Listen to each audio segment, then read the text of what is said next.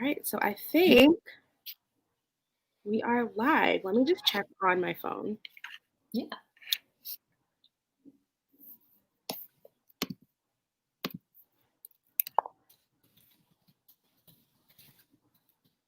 Go on, mix it up a little. It's playing an ad, so that's a good sign, I guess. It's working. Oh, this will be so much fun to watch back later. Oh. We're good. So welcome to VLOGMAS, the chaos that has been my life for the past 11 days of nonstop uploads and videos, and just I basically live in like the YouTube studio and Final Cut Pro. So thank you for joining me in the madness. But before we jump in and start talking, because knowing us, I know we will talk for a minute. Do you want to introduce yourself and let the people know who you are? Yes. So my name is Thompson Payton. I am a Baltimore-bred, Chicago-based full-time freelance writer and editor as of last Friday, which is exciting. I am also writing a book about overcoming imposter syndrome, which is very timely for tonight's discussion. And when I'm not writing, I like to read and do yoga. I have a Peloton and lifetime member of the Beehive. So that's pretty much literally like, if you haven't caught on, L'Oreal and I are the exact same person, just living in two different locations. Like, sadly, like one day when this panty is over. Yes, after the panorama, we will be in one coffee shop, most likely wearing the same exact merch. I had your sweatshirt on the other day, the TBH I'd rather be reading, and my nurses, like everyone was like, "Oh my gosh, where'd you get that?" So I was like, "My friend Amber is amazing." Goodness, I can't wait until it's post panorama as well, so that doing any kind of merch launch does not give me like chest palpitations. I mean, like everything in a panty is just the most, as you know. The absolute most. But when you're ready, we're ready, and I will give all of my coins to you. Well, I really am so excited to have this conversation because I think, as anyone who's been watching the vlogs knows or follows me on Instagram knows, I just started a new job. I know you just started a new chapter in your life, going from being a full-timer and a freelancer to just a freelancer. And you're also working on your book. And this feeling of imposter syndrome has been hitting me hard lately. And I think you always have that moment where you convince yourself that it's not imposter syndrome. It's just the thing that you fear it is, that you don't know what you're doing. But I'm lucky, and I'm sure you can feel this too, it's that we are conscious enough to know that it is imposter syndrome, but still, like, that doesn't, your feelings don't care that you have a fancy name for something. You're still gonna feel And so I'm thinking, I was like, I know I'm not the only person feeling like this. I know I'm not the only one going through massive transition in the midst of a global crisis in our new normal, trying to figure it out, trying my best, but also like trying to do things well. And it's a struggle. And, you know, every time I think imposter syndrome and talking these things through, I think of you. So thanks for being willing to chat this through with me and like basically have a little bit of YouTube therapy with me. Yes. So I think we should just start with the basics. Like, do you want to just, like, for the good and welfare of the people, define loosely, like, what is imposter syndrome? How do you know if you're feeling it? Yeah, I mean, great question. And to applaud you as well, acknowledging is the first step. So, you know, it's like the first step to recovery. Exactly. And I'll also preface this with kind of this misnomer. I know I talked about writing about overcoming imposter syndrome, and I feel like, spoiler, I don't think it's something that you overcome once and then you're done and like, I'm gonna go about and live my merry life. In my experience, at least, it continues to show up, like it's a recurring kind of thing. But the goal for me, at least, is to shorten the spiral and the cycle of the just like, oh my God, what am I doing? So to take it all the way back to 1970s, clinical psychologists Pauline Clance and Susan Imes did a study and essentially came up with the term imposter syndrome and used it to describe the phoniness that these really high achieving women were the ones that they studied in particular felt despite record and evidence of accomplishments and accolades and awards. And so again, us being the same person, venture to say we were probably, you know, like the straight A students. We got really good grades, honor roll. We have receipts, okay? Literal receipts, yeah. Miles long. Yeah. And yet, when things come about that are outside of the comfort zone, when a new job comes up, when there's a promotion, when you're writing a book, for example, those feelings of I'm not good enough, I'm not smart enough, and I don't deserve to be here start to creep in and cloud your better judgment and the record that you have to show that you are fully capable and smart and can do the things. Right. But that feeling just can gnaw at you, essentially. And that's the key, right? It's the fact that you have this record, like you literally have proven yourself worthy every single time. It's not like we're doing things that we've never proven that we can do before. Like I'm not like, no one's out here being like, I'm going to start a carpentry business and I'm going to build houses. Never built a house before, but I'm going to be the best house builder ever. It's like, no, you're literally still walking the same path that you've always walked. You're like the fruit of your hard work is paying off, but you're like, I don't acknowledge any of that stuff I just did. None of it counts. I don't know what I'm doing. Exactly. Yeah. It's just very, and in the study that they did originally, I think was mostly like college educated white women. And so there's privilege in and of itself as well. So when you look at it in recent conversations, actually, Dr. Lincoln Hill wrote a really great piece for Zora that talked about how it is even heightened in women of color and Black women in particular, because it goes back to that Shonda Rhimes, you know, first only different. When you are marginalized somehow, or you are other, whatever that may look like, then not only is it like, okay, am I smart enough, good enough, do I deserve to be here? But also when I look around, I'm the only one in here. So that must mean that like I just got lucky, or this is an accident and they're going to figure me out and I'm going to get fired before I even start. At least that's what I thought and felt when I started my most recent role. Yeah. Completely. Literally, as I was getting ready for my first day at this job, I'm like, what am I going to do when they find out that I'm like a baby and I don't know anything? Like, what's going to happen when they realize they put all this responsibility in my hands and I have no idea what I'm doing? Which is crazy. When do you feel you first like had that moment? Like, when is the first time you remember having that imposter moment? That is a really good question. And I'm trying to figure out and remember, like, when's the first time I felt it?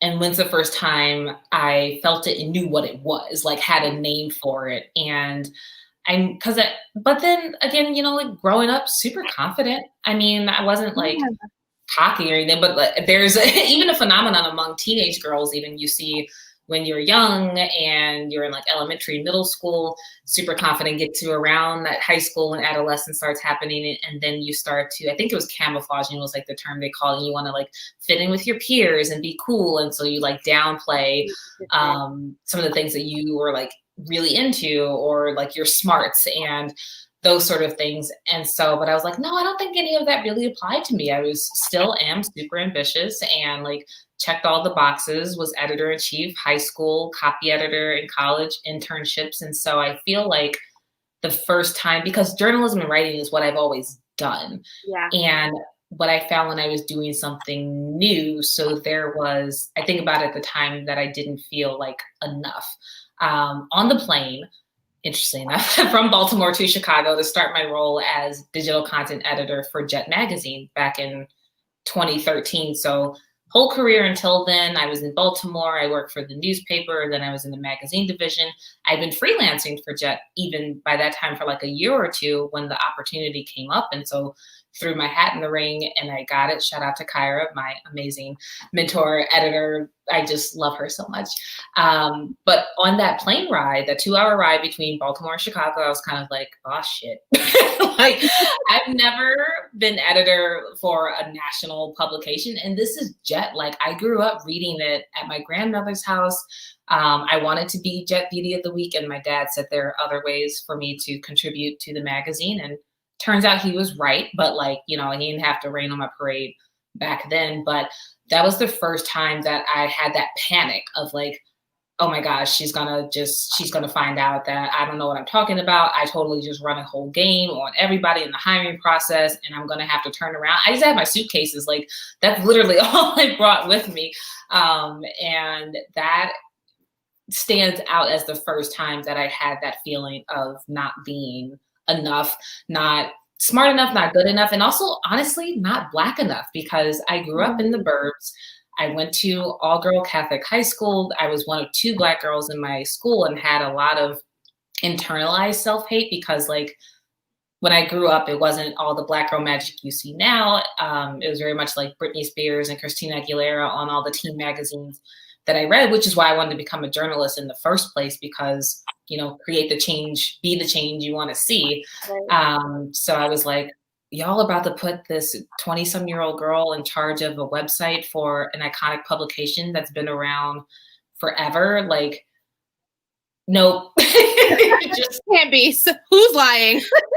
Who did this? Right. How did I get here? To be a setup. Yeah. Exactly. And the interesting thing is, I think in the case that you and I are very similar to, we spent our whole lives racing to these positions of power and authority and just trying to, you know, achieve so much and accomplish so much, not even because we were chasing necessarily like the power or the title. We literally just loved the things, and we poured everything into the thing. And then we got there and we were like, wait a minute.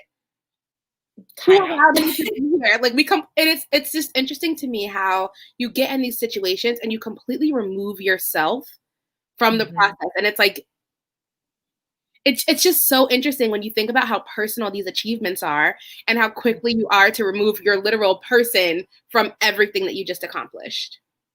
Right. Because I mean, at that point, I had won awards, like the Maryland, DC, Delaware Press Association first, second place awards for feature stories, like again with the receipts, and had busted my ass freelancing. Like I rightfully deserve this, and yet I was second guessing and questioning myself because it felt like I hadn't earned it or I hadn't done enough.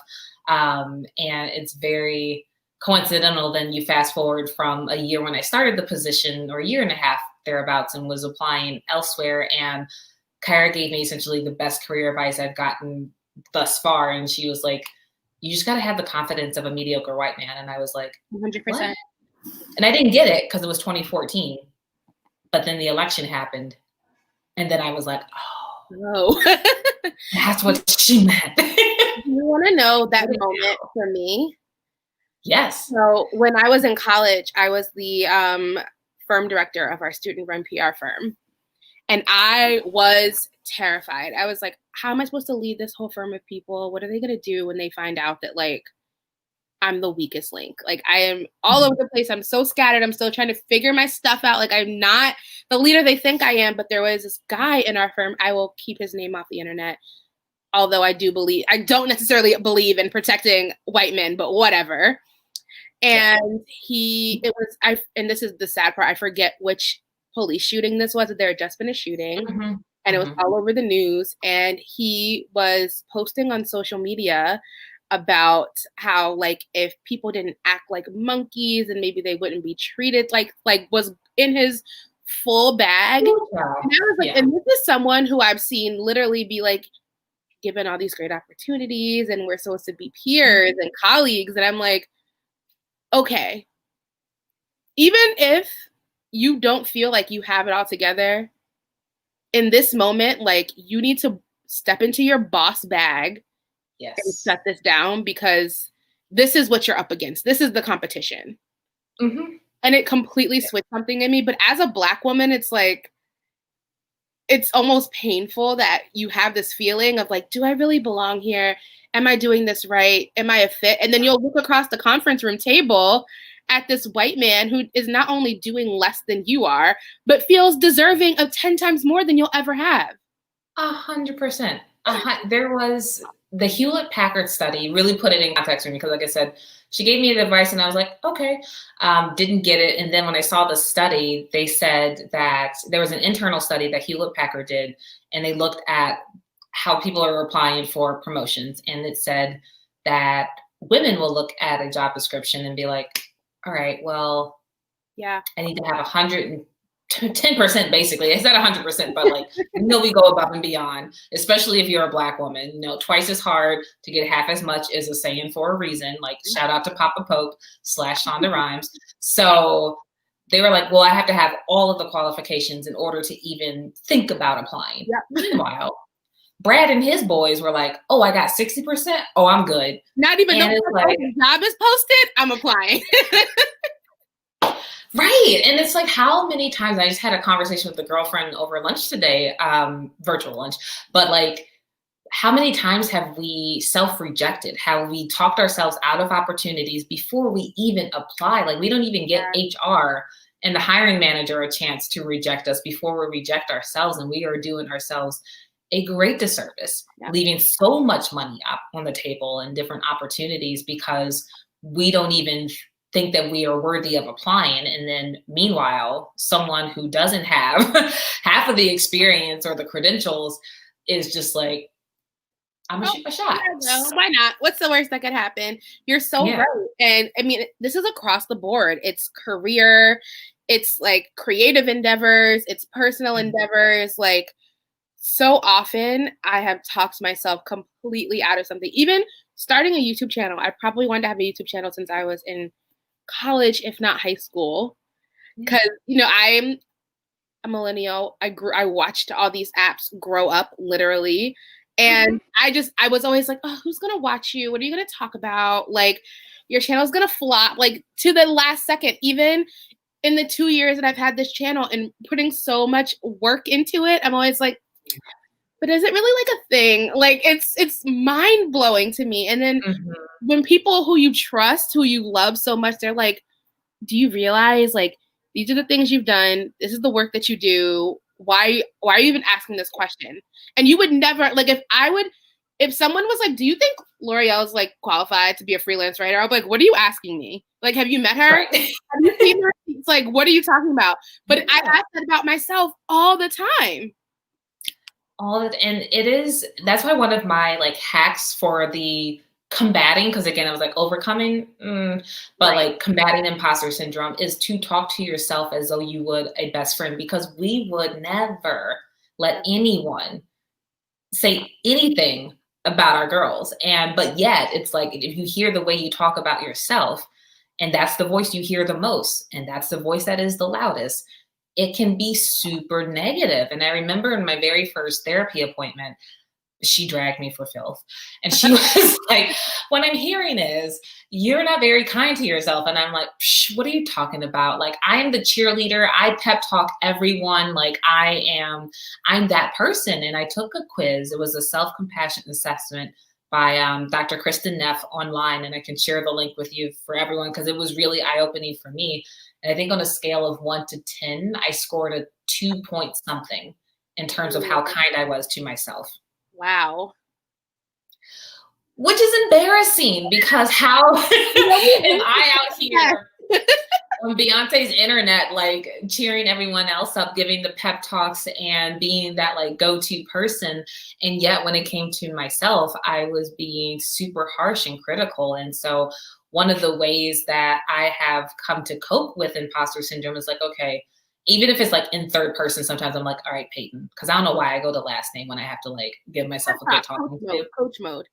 It feels right. Yeah. And just like really kind of like lay it on her and talk to her. It's like, okay, what are we doing here? Yeah. Would you even think about saying this to a friend? Yeah. Chances are probably not. So why then are you saying it to yourself? I had a really interesting moment in therapy where I was like, I just have this. I was like, maybe it's irrational. You know how sometimes you kind of like petty therapy talk your therapist. Like, I know what you're going to say. Maybe this is an irrational thought, but like, I just have this fear of this. And my therapist is like, well, you just told me that like, you did this and this happened and this happened and this happened. And those have all happened based on the work that you've done. So it's evident that the results you get in life are based on work and not on luck. So why would that also not be a result? And I was like, would you please stop trying to throw your logic in my face like just on a Thursday? But it's like, she's like, it's always on a Thursday. And B, why would C not be C? And I was like, you have some points. That is correct. But I will beat myself up over things, and it's like, why are you doing this when you have the receipts to show that this is not even a thing? you should be concerned with. And we have the receipts, but what I find for myself at least is that I don't always reference them. And so one of the other hacks that I have is starting the brag book or the feel goods folder, smile file, like whatever name you want to call it. I keep screenshots, like DMs that I get from people that are super sweet, email, like replies to my newsletter, compliments when I was in the office, like colleagues and my, managers and other people in the company. And I'm really good now at saving them in the moment. I'm like, oh yes, let me reference this on the rainy day. But then when that rainy day comes, I'm out here still in like full on panic mode. And it's when that day comes, I'm in my full Moesha, Dear Diary. I can't believe Ohaji still doesn't love me. And he never will. Yeah, but actually. Said you just hit favorite on 3 new very kind and sweet DMs. But here you are spiraling instead. Yeah. So you gotta check them. You gotta look. And I like what you said too about in your therapist, that A plus B equals C, because I did I'll send you the link to this too, is Dr. Adia Gooden on Insight Timer has a course on overcoming imposter syndrome. And one of the first days she had you acknowledge your accomplishments, because you and I, again, same person, overachievers, very ambitious. And so even when we check the goal, like we made it to the thing that we want to do, we are already 10 steps ahead. We're either 10 steps ahead or we moved the benchmark. It's like, oh, you did that. Plot twist. That was never the goal. The goal is 3 times that, and you're actually behind. Yes. And is like the acknowledgement part of it is key. And then kind of deconstructing the your success. And so the example I use here was like, okay, I made it to Chicago. I'm digital content editor for Jet Magazine. How did you get here? Okay, well, I literally slid into Kyra's DMs after I was following her for a while on Twitter. And I was like, do you need writers? And developed that rapport. I worked my butt off as an assistant editor at this other magazine and wrote down the steps that it took to get there. And when I look at it, it's like, okay, now you can't attribute this to luck. Yeah. There is, yes, some good fortune and like way things work out. And you've also like done the work. And so it's not an accident. It's not a mistake. It's not you got lucky. No, you have evidence of what it took to get there. And so that also has kind of reassured me in okay, you do deserve to be here. You've done the work and you do it really well. And they wouldn't have hired you if you didn't. But that still doesn't stop the panic. Like when I started my last role as director of communications for a national nonprofit, and I was like, but I just switched careers from 5 years ago. And I don't know what I'm doing. Like literally that Kim Kardashian gift where she's like just laying awake. That was me at 2 a.m. on the start date, just being like, oh goodness. Is the Insight Timer course you were referencing by Adia Gooden? Yes. Okay, I found it. I'm going to drop the link in the chat because she's amazing. She's a Chicago-based therapist, and there's a lot of practical steps in there that I walked away with as well. That I was just like, okay, I'm not alone in this, because even though we talk about it, and I'm glad that people are starting to talk about it, because I think we all have this idea, thanks to Instagram and social media, like everyone else has it together and they know what they're doing. Yeah. But meanwhile, over here. It's like struggle central. And it's just, I had a good friend from, she worked at Essence, Sharia Jackson, who told me once, like, not to compare your behind the scenes to someone else's highlight reel, because that also fuels imposter syndrome, right? When you see everyone else is out here doing it, living their very best lives. And then meanwhile over here, but it's like, no, keep your eyes on your own paper. Yep. Blinders completely. Play in your lane. Yeah. You have to. I'm going through some comments, and there's one, someone said, I think Black women in general experience this on a deeper level. Not only are we telling ourselves this, but the world makes us feel this way. And I just think it is completely resonant, especially, in this past year, we've seen this wave of an increased interest in putting Black and brown people in positions of power. But even then, it's like, I've seen a lot of like, chief executive of diversity added and a Black woman being in that position. I'm like, okay, but what about VP of marketing? Hello? What about director of operations? What about like why can we only do the diversity work? And I'm sure as other Black women in those industries are thinking, like, is the only way that I'm going to be able to get to the top to be in a diversity role? And then if I am in that diversity role, even if I love doing diversity work, it's like, am I here because I'm the token? And overall, I think that's another thing. Especially it's interesting as a young Black millennial woman who's had a professional career, because it's always like am I here because I'm young, because I'm Black, because I'm here to be like the young Black voice, or am I here because I'm a good marketer? Like, which one is it? Yeah. Why do you guys only ever ask me about what nightlife we should be promoting? I don't go out. I'm in here with my books. It's me in this bookshelf every night. I exclusively go to Club Barnes and Noble, and I am a VIP. Hello. Like, why am I ever asked to come to meetings when we're talking about Black campaigns? Yeah. I totally agree with that comment. There are so many different levels, and all of those things just perpetuate the narrative that like you don't belong here and that you're lucky to be here. Yeah. I mean, this summer even, I've been freelancing since 2008, since I graduated college, mostly by circumstance because I didn't have a job when I graduated college. So I put the free in freelancing when I started out. And I've just always done it, even when I was in full-time journalism and even most recently with nonprofit PR. And this summer in particular, I joked that I was like, I don't know what Black Girl Writer list I'm on that keeps getting circulated. Like, the inbox was jumping. Oh, my goodness. Like, I was like, this is amazing. You have to find 10 more Black Instagrammers. I can't do every post. I'm sorry. I'm at capacity. I can't do it. If I would have said yes to every offer that I got, literally just for the month of December, I could have posted from December 1st through 31st and had nothing but sponsor content. Oh, I believe you. That is bananas. Like, there are like so many other Black girls on Instagram who do your research. Exactly. And like, to be clear, I love to pass on opportunities. I will recommend, like, if you ask me and I can't do it, I'm like, here are 10 other Black women. But also, you can do that same research. And as a writer, I am not, especially with the summer and everything that was going on, it was a lot of the, we want to talk about the racism and like all this other, I know there's a word for it, trauma porn, I think is like people are talking about. And so that's why when Well and Good, my first piece there, I was like, I'm going to write about Black joy and why that is a form of resistance, because there is more to us than this singular story, than slavery, than racism, than like, no. And so I'm just going to live my best Black girl life out here.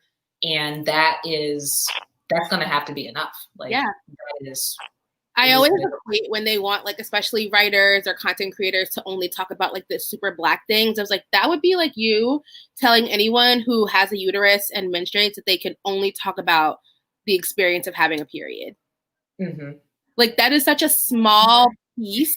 And like, sure, being a person who menstruates like impacts the way you move through the world and how others view you in the world. But like, that is such a small portion of my holistic being. Like, I do other things than that. And you would never box someone in to like the period beat. So why are you boxing everyone else into the Black beat across industries?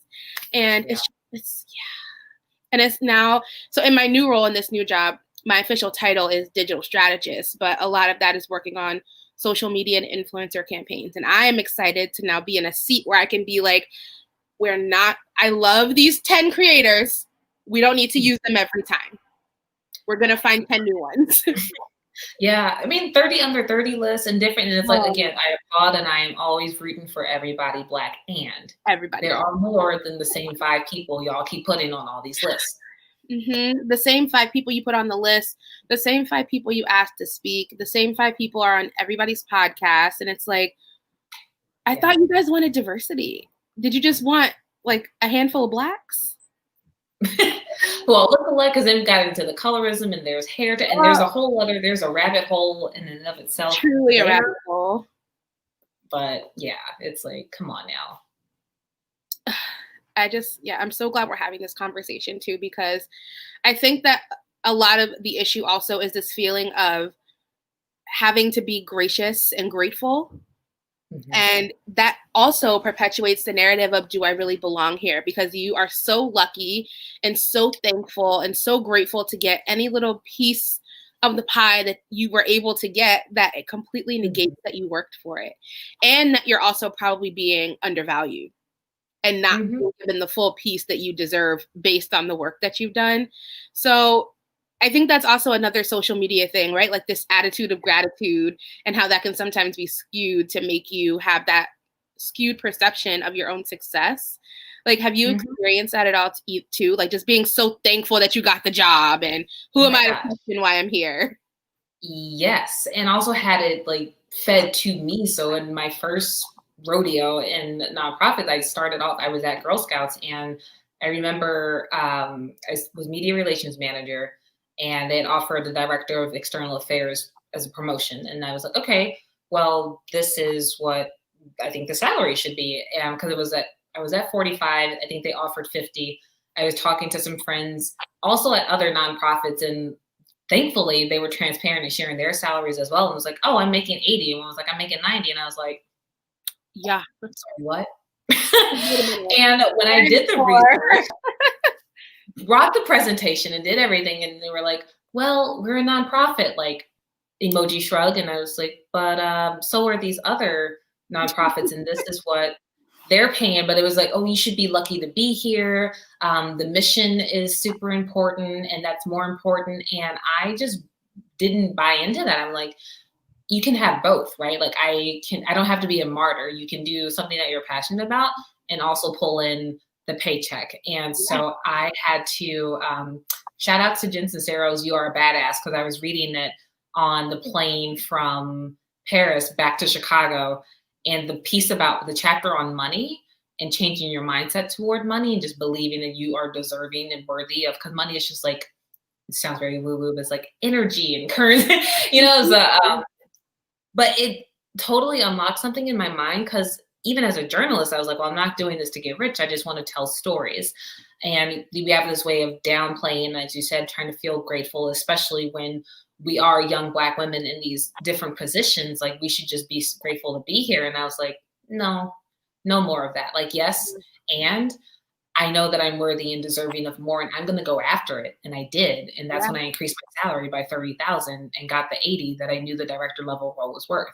Completely. So it's a lot of, your own mindset and shifting that, rejecting what people are telling you that you should be doing and you should be grateful for, leaning into that trust in your dopeness, and the rejecting imposter syndrome that says like, well, you should be just grateful that you have a job.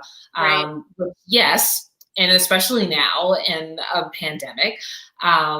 And also, you don't have to settle, that there is more out there, and that it's sometimes, systemic oppression, racism, and other barriers aside, we get in our own ways because of what we like, those limiting, self-limiting beliefs. Yeah, completely. And we also don't acknowledge that the systems are built to make you feel like an imposter. There's a reason why people don't put salaries on job postings, because they want you to feel crazy when you come in there and ask them for $80,000. Mm-hmm. Yeah. There's a reason why they never say like, this is the budget that we've allotted for this position. Does this meet your needs? They always say, well, what do you want to make? Money. I want to make, you want to make money. I want to make. It's like, wait, are you going to pay me biweekly? Because that's what I was told you would pay me biweekly. And that's what I came in here for. But it's like my first job out of college, I was so scared. I was like, I need to get a job. I was like, I can't go back home. I need to be able to pay rent and feed myself. So like, if they offer me money, I'm going to take the job. I did not negotiate my first salary at all. And because my first job out of college was at a university, there's that, you walk in like, look, this is higher ed. This is what the job pays. Like, there is no negotiation here. You don't even have to do that, because that's not what we do. That is a lie. Like, it's just not true. And 23-year-old me was like, oh my gosh, I'm so glad I got this great job out of college, and I get health insurance and I get a paycheck and I'm going to be okay, when I should have been like, actually, this is what I know the current going salary is for someone in this level with my experience. at an institution of this magnitude based on what all these other white people are making in here, because there were not very many spots of color in our office. And I didn't do that, but I learned a lot from that. And I learned a lot as I moved through my other jobs, even promotions. Like, it gets real funny when you've been somewhere for a minute and they're like, well, you know, we usually only go. And I'm like, okay, well, like, this is different. Yes. Yeah. It's so much of relying on, because I mean, we weren't taught, there wasn't a class, at least I didn't take it, that teaches you how to negotiate and do, you know, ask for things. And I didn't negotiate my first salary. I didn't even know that was a thing that you could do. And when I tried, when I was maybe 2 or 3 years into it for a promotion, and I was like, okay, I rate the blogs. You know, back then I was looking at the scripts and like, shout out to Career Contessa and Career Contessa and NYC Girl was like my Bible. Yes. And I'm grateful that they had those scripts and shared information. So I had some talking points in my arsenal, and having to work up the courage, because I get very anxious around like difficult conversations. And now I can write it off of me and was like, this is my rate and I'm not going below this. And there's like a confidence that comes with age and experience and actually negotiating. Like, I forget where I read it somewhere that talked about courage is a muscle. And so the more we negotiate, but negotiate. Oh, I'm sorry. I don't know why my Apple Watch is talking. Siri always wants to be a part of the mix. She's so mixy. Just, I was literally the last thing I was like talking about courage, and she's like, I'm not sure I understand. Well, Siri, I don't know what to tell you. You need to flex your courage muscle too. How about that? Exactly. No, but this is so, what was I just about to say? Even now, like, doing what I've done for so long, when a brand approaches me and wants to be sponsored content, I have to set my rate. I have to stop myself still to this day from lowballing myself. And a piece of advice that someone gave me a long time ago is like, whatever you're going to give them as your rate, right before you hit send, add 10%. Just do it every time. Yeah. And so I do it every time. And every time I do it, I'm just like, 10% send, don't look. Oh my gosh, I hope they. And I always want to be like, I'm so sorry. I did not mean to be so overzealous. Like, what I actually meant was this ridiculously low number. But it's a constant battle to combat that narrative that you deserve less than what you've worked for. Yeah. It's hard. It's hard. Like you said, it wasn't designed for us in mind, and it is intended to keep us in that space, in that small circle. And I love you said it, just like, let me change it and then press send. Because I think it was Elaine Fluker on Supportive Sex. She mentioned the book, but I always forget the book. I just remember her part of it that she talked about having that 5 seconds of courage, of just kind of like, you know, dribble, shoot your shot. And then that's when they come like, oh yeah, they agree right off the bat. And you're like, and then I'm like, more. Every time that happens, when they come back too fast, I'm like, I should have asked for more money. And my friends and I in our group chat, we will go in these like long back and forth. It's like, no, you should ask for this. This is like, okay, I'm gonna do it. And then 10 seconds later, like, they said yes in a minute and a half. And I'm like, girl, you should ask for $10,000 more. Next time, just the price is going up. Now we know the price our base has gone up. Okay. Yes. We're starting from this. Yes, add 10K to your next salary negotiation and see what happens. And what imposter syndrome also tells you is that if you step into this courage, that you will disqualify yourself from whatever you're going for. But that's not usually the case. And in my experience, like, the worst that they can say is no, but the most likely instances they're going to say something else because they want you as much as you want them, or else they wouldn't be entertaining you. Especially when it comes to career things. Like, no one calls someone in for an interview because they don't want to work with them. Yeah. That's just not how securing the bag. You are the bag. So you are literally the bag, and they need you. Because if they didn't, they wouldn't be offering you any money. Exactly. And if it doesn't work, the other thing that I have been trying now, getting better at, because there were amidst that summer of everyone, like the Black Girl Writer List, some rates that just were below my minimum, and being like, well, this is what I can do. This is my minimum. I'm not going below this. And they're not able to budge, and it's not in the budget. And being willing to walk away, which is something like 25-year-old L'Oreal would have been like, oh my gosh, this is an opportunity. I have to say yes and like prove myself and they want me and like I should be so lucky. And 33-year-old L'Oreal being like, nah, I don't have the time for this. So literally a waste of away. time. Yeah. And then every time something bigger comes along and it's like every single time. Every single time. And every time that I have lowballed myself, I have been in such a deep regret over it. Like, you following yourself benefits the other party immensely, and it will tear you apart because every time you have to step up to do that thing, you're going to feel like half of a person. Yes. Yeah. Like, there's nothing worse, especially in my early freelance days. Like, when I did take that first job out of college and realized, oh, I'm going to have to do something strange with some change to really have some money in my pocket, and I need to bust these writer fingers out and earn some extra money. Mm-hmm. The way that I would lowball myself, like, oh yeah, I could totally rewrite all your website copy for $100. Of course I can. So that's a trans class for the month. Like, of course I can do that. And it's like, you've been working on this project for 45 days and you're earning $100? The math ain't happening. Me is like, girl, how did you get 1 + 1 is 8? That's crazy. Listen, it's real. 20. It is real. So as you continue to work on your book and, we enter a new year, what are some other ways that you are trying to, quell the imposter syndrome, quell that annoying voice in your head and just like focus on your focus? Like, what is enabling you to trust your dopeness right now? Beyonce. And I say it jokingly, but are we due for something soon? Because I know we just gave her a lot of money on Ivy Park, but I feel like we owe her more money. But listen, last time when we did the Instagram Live this summer is when the Savage remix dropped. So there might be. Are we conjuring? Let's just put it. I love this. Yeah, I think you're listening. Thank you in advance. I know we don't deserve it, but I'm so grateful for it. So grateful. And so I was telling a friend, like, Black is King, and even last year when it was the Lion King The Gift soundtrack compilation album, listening to Bigger and Spirit and Find Your Way Back, like, I know it's a movie soundtrack, but also it's like a motivational album. It's literally like the soundtrack for like a Black woman in progress.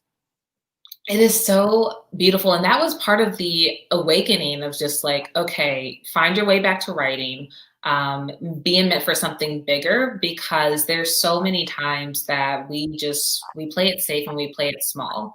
And I saw myself doing that and feeling like a hypocrite because, again, here I am being everyone's cheerleader and bestie and the virtual pep talks and everything else, and yet was afraid to trust my own dopeness, to think bigger. And I listened to that like on repeat to remind myself, because like, what if Beyonce wasn't Beyonce, right? Like, or Oprah wasn't Oprah, Shonda wasn't Shonda. If they didn't dream bigger, think bigger, then we would be deprived of all of the great things that they have put out into the world. And so similarly, there is a masterpiece, I believe, within each of us, multiple masterpieces.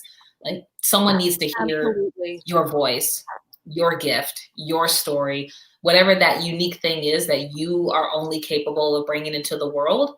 If you play small, if you doubt yourself, if you let imposter syndrome get the best of you, you are robbing people. It's actually selfish, you know, like, to not do the thing that you were put on this earth to do. And so that gives me the motivation and the courage, a lot of meditating, abundance mindset, just kind of rooting into my self-care routine, my morning rituals, to hype myself up on a daily basis. Like, it is a daily practice, and practice intentionally, because it's not perfect. Like, it is a work in progress.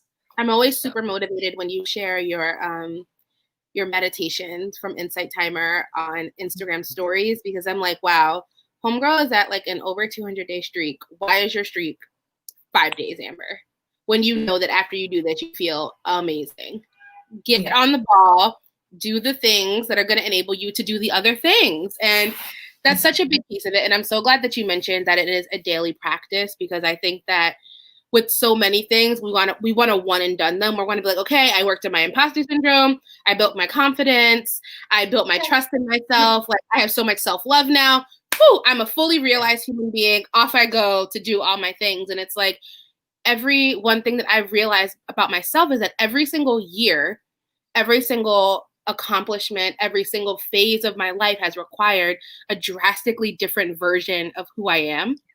And those different versions of who I am require a completely different care kit. Like I need to care for myself right now so differently than I had to care for myself at 22. Yeah.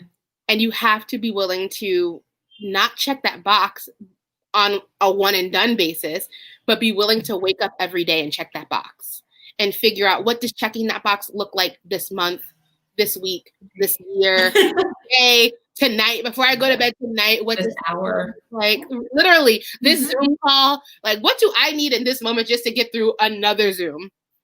Yeah. That is so real. And amidst a pandemic, no less. Like that is the other underlying, like that is this not everything. That's not in a panty.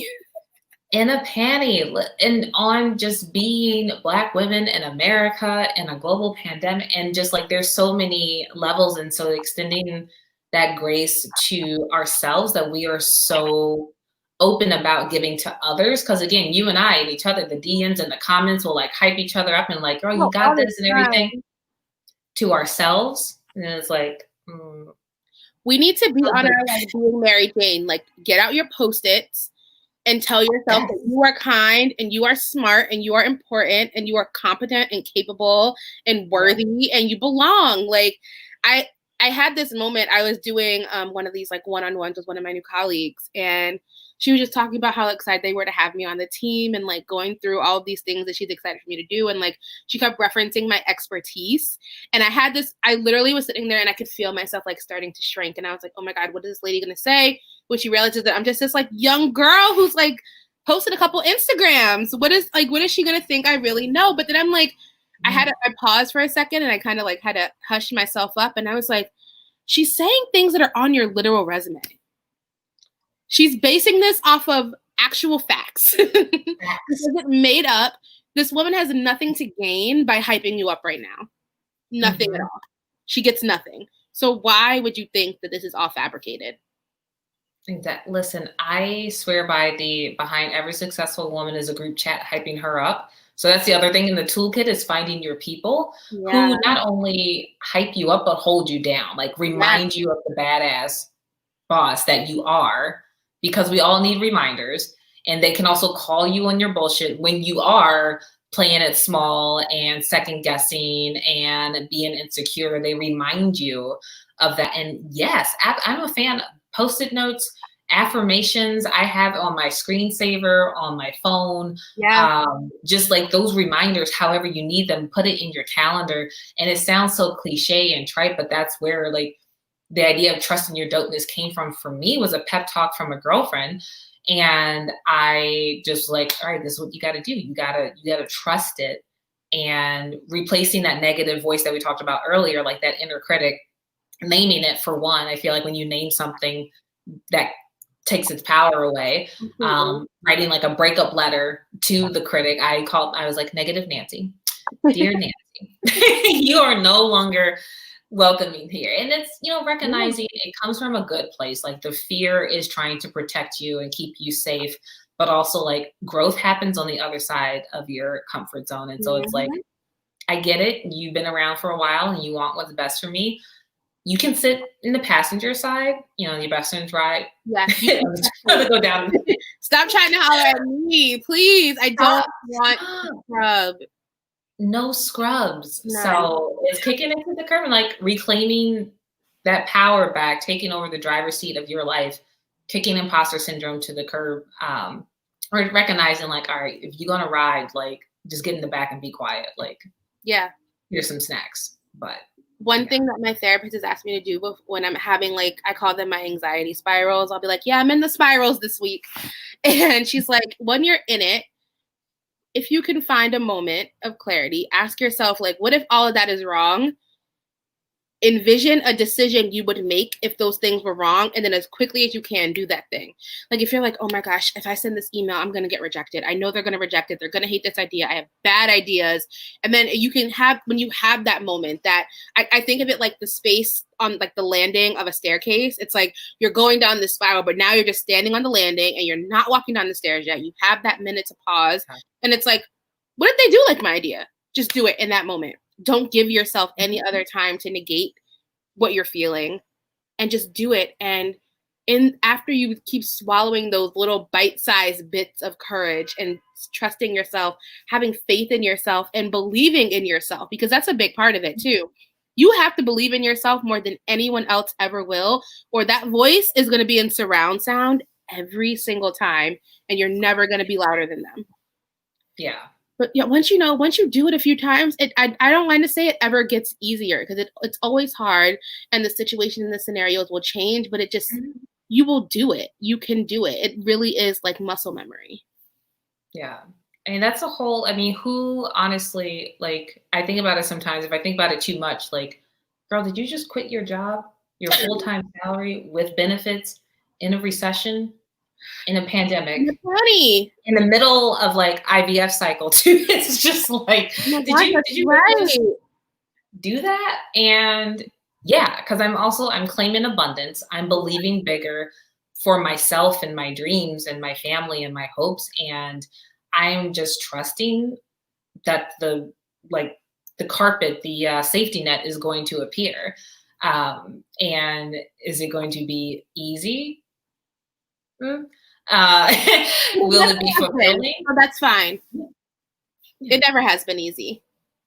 No. And here we are. Like, but we will find a way. Yeah. So I am just trusting that, and gonna see what happens.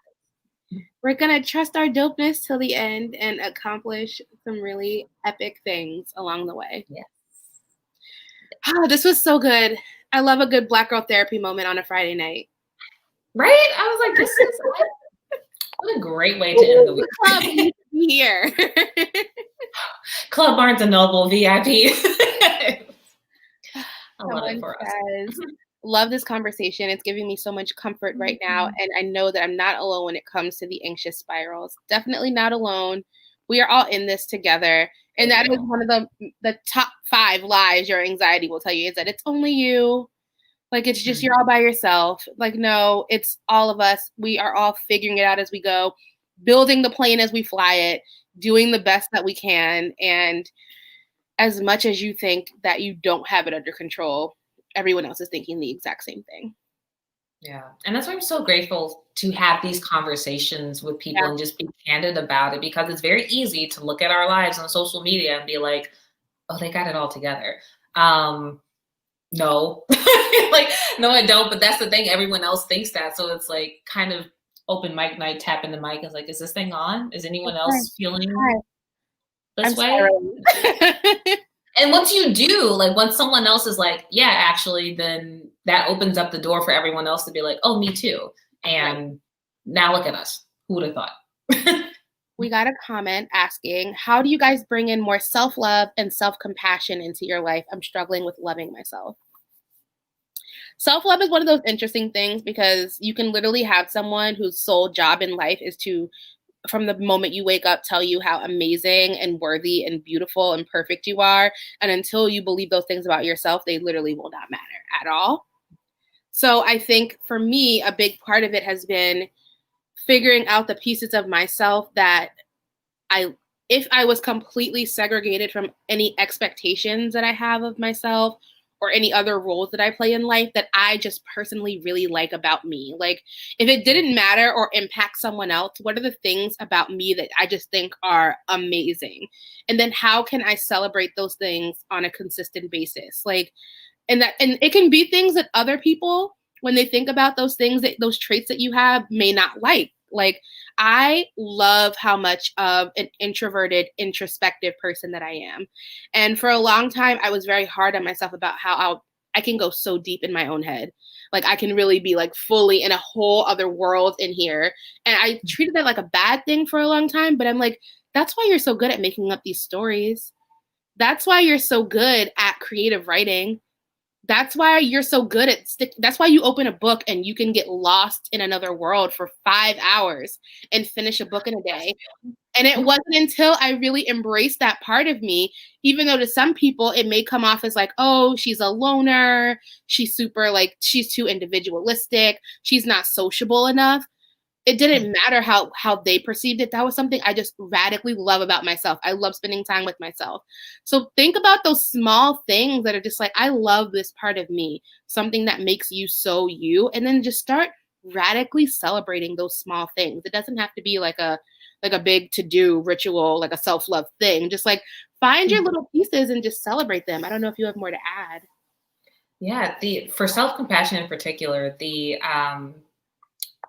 along with the assessment that Dr. Neff has, she also has a lot of exercises and meditation. So one of them is that talking to yourself as you would a friend. And there's meditations, guided meditations that she has that as soon as I notice I'm starting, well, maybe not as soon, once I'm aware that I'm falling into the spiral, I will pull up one of those meditations. I think it's like a 5, 15, and 20-minute version of them, listening to it, because it like slows down the spiral and gives me a chance to breathe and reconnect and come back like to myself, like to get centered. Big fan of journaling and just things that make me feel good. I pay attention to that. And I do more of that. And that's how I fell in love again with yoga, especially this year with the pandemic and everything, and not being able to, go to the studio and just learning to like love, on a very physical sense, love my body and the skin that I'm in. Because growing up, I remember vividly praying to God so that I would be white, so I would be beautiful when I was in like 2nd grade. Like I hated, you wouldn't know it now. See, right. Yeah, but like growing up, there's so much internalized self-hate, and so I am now celebrating that. Like I said, the yoga, and even it sounds very kind of silly, but once you do it, it's so liberating. I will brush my teeth usually like in the nude after the shower. Like I'm Megan out here twerking Megan Thee Stallion. Yes. And just like out here, having a self-love. That is so important. And I have not really talked about this much, I think, on the internet, but I think there is a lot of value in looking at your body completely naked, especially as women, because we are constantly taught how to become more flattering, specifically how to become more flattering so that we are appealing to the male gaze. And it doesn't matter if every man in the world thinks you're the hottest thing since Hot Pockets if you don't. You need to get used to seeing your body as it is, appreciating it as it is, celebrating it as it is before you put on 2 pairs of biker shorts and that top that cinches in right here, then comes down right here, and those pants that slim you up. Like, you need to like who you are, bare bones, because that's what that's who you are. Literally, I am out here like, listen, with Megan and twerking. I don't have the knees. Okay, listen, when you're in your 30s, like something happens.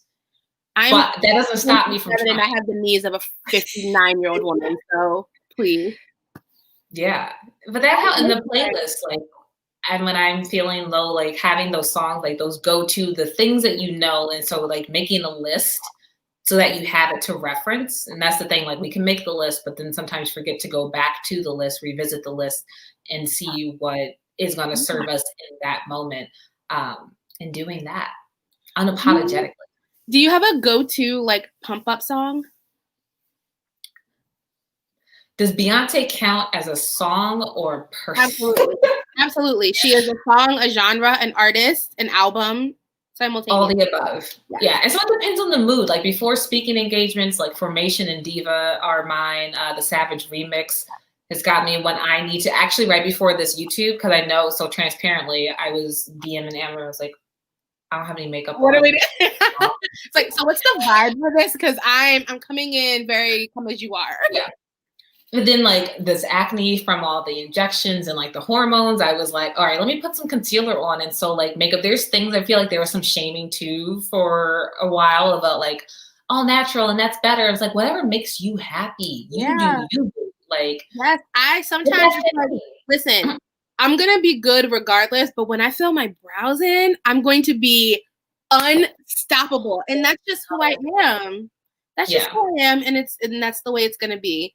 Yes, I feel like when you combine like an outfit that makes you feel powerful, whether that's a pair of sweatpants with a matching sweatshirt or a power suit or your favorite jeans with like a face that makes you feel powerful, whether it's beat to the gods or all natural with a good song and you're like in your bag, like you can't help but not think like I am it. I've always been it. And anyone who does not see that is just like, they're missing out. They don't get it. They're on a different plane and they've missed the flight. Yep. Amen. This was so good. I'm going to go through one more comment. Someone said, one of my favorite quotes about loving your body is in a blog post you wrote a while back, blogging when you're not body goals. I remember that post. Amber said, the camera sees what the camera sees. And that's really it. I think a big misperception a lot of people have about me is that I'm like some like uber confident, like, I am America's Next Top Model. I'm already on top because obviously I had to take a lot of pictures of myself because I'm a content creator. But like the truth is I'm not like, I don't lack confidence, but it is not my desire to be in the spotlight. If I could get the same engagement posting pictures of books and coffee, y'all would see this face rarely, okay? Why is that? Why is the algorithm like that? Because people like people. People like people. And it's true, like how especially if you follow like any skincare, books, makeup accounts, you know that you engage with like the faceless accounts differently than the ones with a creator behind the content. Like there's a reason why Jackie Aina can have millions of followers on Instagram and someone who posts beautiful shots of all their beautiful makeup will have a quarter of that. Like we like people, but that is never like my goal. I don't need to be Beyonce. She's doing such a great job without me.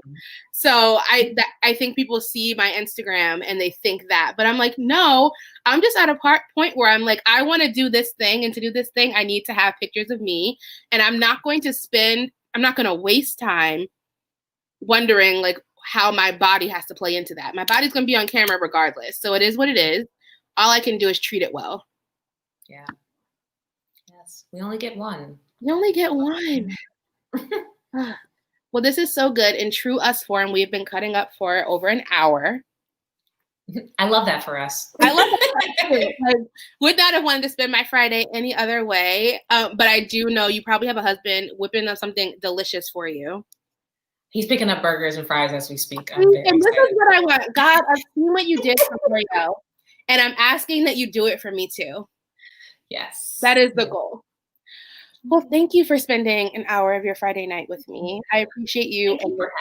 I appreciate your value endlessly, and I'm so excited for your next chapter. I'm so excited to read all the dope bylines that you're about to put out now that you are full-time freelance. And when the book is ready, I am so excited to be first in line for my signed copy.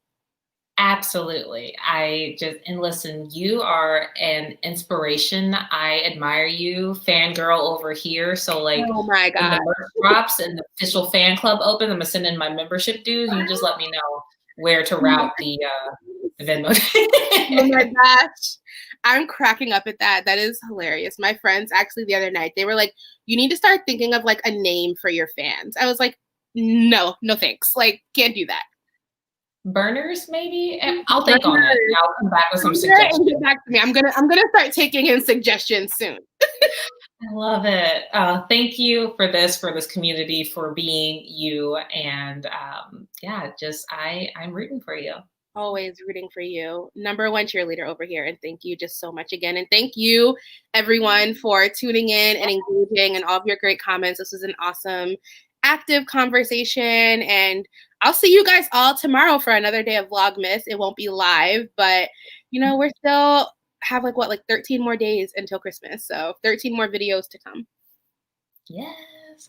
Here for it. You enjoy the rest of your night, and I'm sure I will talk to you on Instagram in 5 minutes. I'll be on the gram. Exactly. Bye. Bye, friend.